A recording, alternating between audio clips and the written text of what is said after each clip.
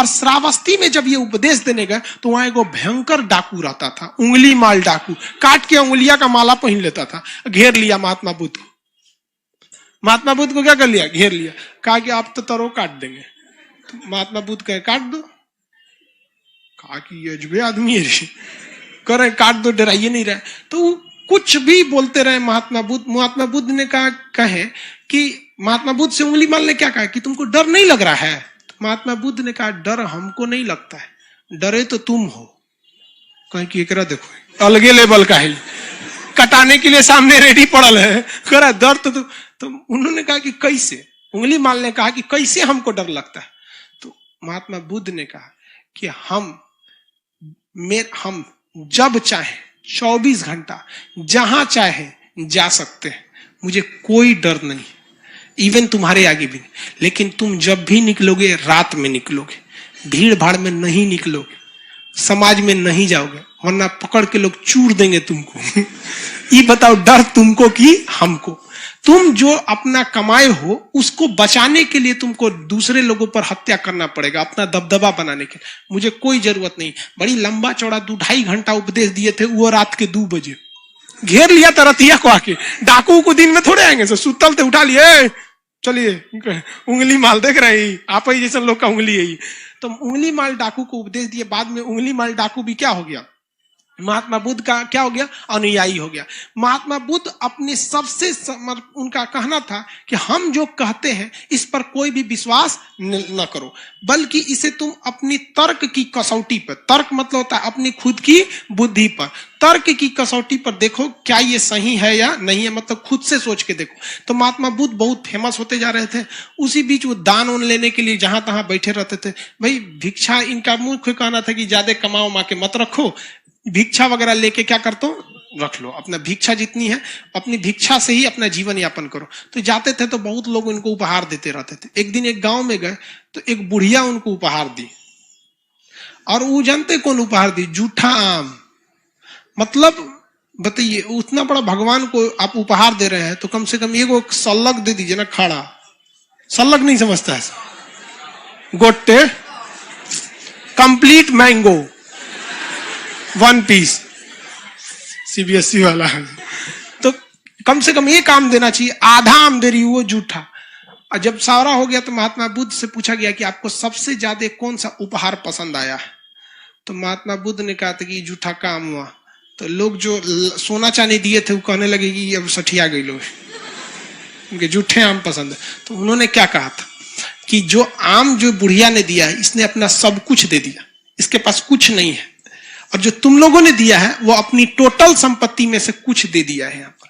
और हम लोग को विचारधारा देखिए, हम लोग अपने टोटल संपत्ति का, जितनी संपत्ति रहती है, मान के चलिए जिसके पास 100% संपत्ति है, इसका वो भगवान को कितना देता है पता है? 0.0001% भी नहीं देता है।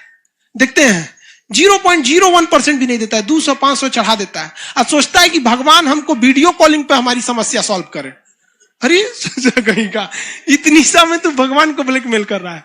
तो इन्होंने कहा था महात्मा बुद्ध ने कि इसने अपना सब कुछ क्या दिया, हमको समर्पित कर दिया।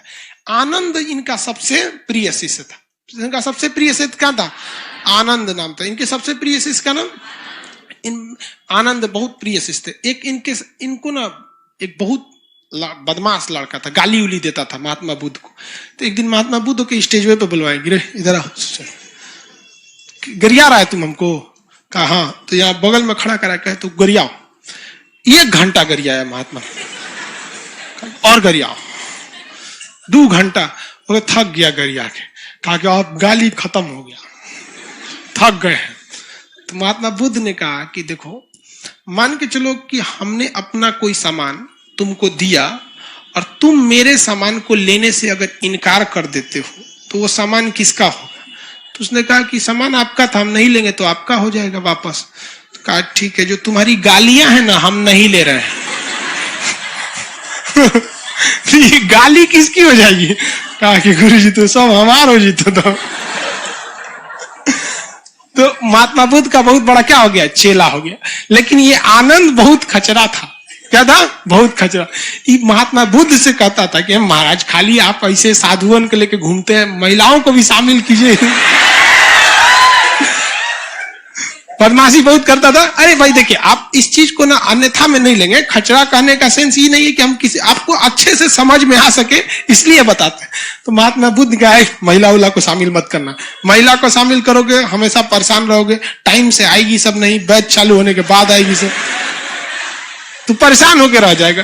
कितना समझा के रख दो, टाइम से नहीं आएगी सब। वैसे ही भाई उनमें साधुओं की सभा होती थी, सब साधु अपने में ध्यान में रहेंगे, उन्हें को जल्दी जल्दी आएगी पोत पात के। लड़की सबका लेट कौन सी में होता है? हाँ? लड़का का कभी लेट होता है नहीं, वो तो लॉज में निकलने के बाद बटन बंद करता है। बाल उल्टी करे, चल चल। रूम से निकलेगा तब चप्पल पहनेगा, इसे फंसा के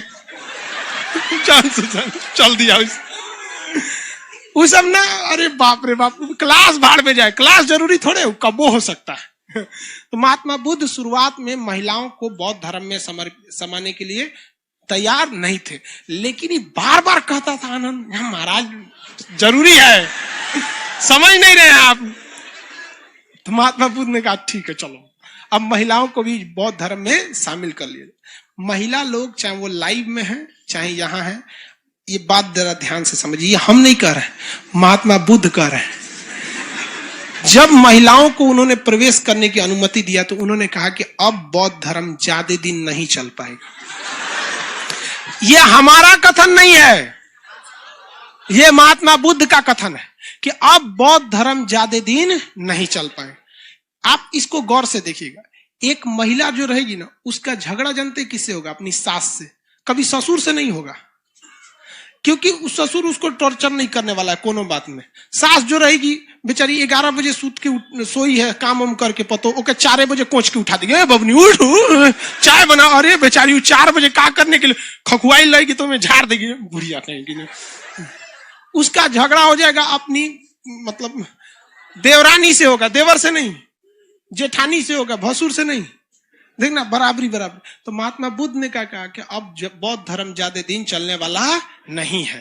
तो ये महात्मा बुद्ध के कथन थे, और आगे जाके ऐसा हुआ भी, ज्यादा दिन बौद्ध धर्म नहीं चला। लेकिन अब क्वेश्चन में हिसाब से रखेंगे, पहली महिला कौन थी? प्रजापति गौतमी। बौद्ध धर्म में शामिल होने वाली